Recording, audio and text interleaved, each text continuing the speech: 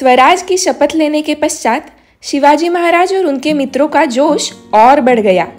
आदिल शाह ने उनको जो जहांगीर सौंपी थी वह सारा समतल प्रदेश था, पर अब स्वराज में एक बलशाली किला समाविष्ट होना चाहिए, ऐसा सबका कहना था। उस समय जिसके पास किला वो ज्यादा प्रभावशाली, ऐसा ही गणित था। उसके 3 कारण थे। उस समय सारी धन संपत्ति, शस्त्र, युद्ध साहित्य रखने के लिए सबसे सुरक्षित स्थान यानी किला। ऊंचाई पर स्थित होने के कारण आजू-बाजू के सारे क्षेत्र का अवलोकन यहाँ से अच्छे से कर सकते हैं, और जब युद्ध हो तब ऊपर से नीचे शत्रु पर वार करना आसान है। इसलिए भी रणनीति की दृष्टि से किला महत्वपूर्ण था। शिवाजी महाराज के मावलों के पास आसपास के सारे किलों की विस्तृत जानकारी रहती ही थी, और सबकी राय हुई तोरणा किला, तोरणा स्वराज में लेंगे। तोरणा पुणे जिले का सबसे ऊंचा किला है, समुद्र स्तर से 4606 फीट ऊंचा। यह गढ़ ऊंचा भी है और चौड़ा भी। इसके आजू-बाजू जो घाटी है उसका नाम है कानद खोरे, बहुत ही डीप वैली है। गढ़ पर 2 माची है, माची मतलब उपत्यका। पहाड़ी के समतल क्षेत्र पर दीवारें बांधकर की हुई रचना, एक है झुंजार माची और दूसरी बुधला माची। तोरणा किले पर तोरणजाई नामक देवी का छोटा सा मंदिर भी है। बस सबने ठान लिया, तोरणा किला अब स्वराज में शामिल करना है। इसके 2 कारण थे। सभी दृष्टि से यह किला बड़ा बलशाली था और बादशाह का इसकी तरफ बिल्कुल भी ध्यान नहीं था। पहरे, तोपे, हथियार कुछ भी अच्छी अवस्था में नहीं थे। एक दिन अचानक शिवाजी महाराज ने मावलों सहित तोरणा किले पर चढ़ाई की और तोरणा स्वराज में समाविष्ट हुआ। मानो स्वराज के पावन कार्य का आरंभ तोरणा का तोरण लगाकर हुआ। तोरणा का नाम रखा गया प्रचंडगढ़। किले के ऊपर का आदिल शाही झंडा नीचे उतरा, वहां भगवा लहराया। हर हर महादेव की गूंज कानद घाटी में गूंजने लगी।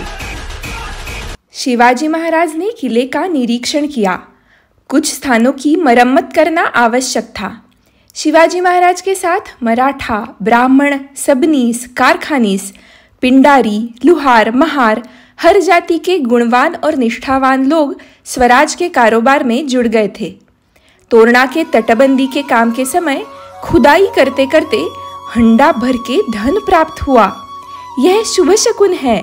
शिवाजी राजे पर माँ तुळजा भवानी का आशीर्वाद है, ऐसी श्रद्धा चारों ओर फैल गई। इतना बड़ा खजाना प्राप्त हुआ, पर एक भी मावले के मन को पाप का स्पर्श नहीं हुआ। 2-4 सिक्के छुपाकर घर ले जाऊं, ऐसा किसी को भी नहीं लगा। यह ईमानदार मावले ही शिवाजी महाराज का असली खजाना थे। किले पर मिला हुआ धन स्वराज के कार्य के लिए ही खर्च होगा, यह स्पष्ट था। और अब स्वराज का विस्तार प्रारंभ हुआ। मुरुम्बदेव की पहाड़ी शिवाजी महाराज ने काबिज की। उसका पुनरोद्धार करके नाम रखा गया राजगढ़, स्वराज की प्रथम राजधानी। तोरणा पर मिले हुए गुप्त धन का उपयोग राजगढ़ के निर्माण के लिए किया गया। सच में राजगढ़ अनोखा है। साक्षात शंभू महादेव की जटा समान मोड़ लेती हुई तटबंदी, शेषनाग के फण समान गढ़ के दरवाजे, 3 माची, सुवेड़ा माची, संजीवनी माची, पद्मावती माची, एक ऊंचा भव्य बाले किला, 3 तालाब, नगार खाना, तोप खाना, ऐसे 18 कारखाने, सरदार, गडकरी, कारभारियों के निवास के लिए घर, बहुत सारे देवताओं के मंदिर, गुफाएं, सुरंग, चोर रास्ते, ऐसी सारी विशेषताओं से सजा हुआ यह राजधानी का गढ़ राजगढ़। इसके पश्चात कुंवारीगढ़ भी स्वराज में आ गया और अब अगला लक्ष्य था कोंढाणा। बापूजी मुदगल देशपांडे ने अपनी मीठी मीठी बातों से कोंढाणा के किलेदार को अपने वश में कर लिया था और कोंढाणा जैसे महत्वपूर्ण किले पर भी भगवा झंडा लहराने लगा। उधर आदिल शाह बादशाह को यह सब खबरें मिल रही थी। कोंढाणा की खबर सुनते ही बादशाह चौकन्ना हो गया। इतना सा छोकरा और इतनी हिम्मत। अब बादशाह ने क्या चाल चली देखेंगे अगले भाग में। धन्यवाद।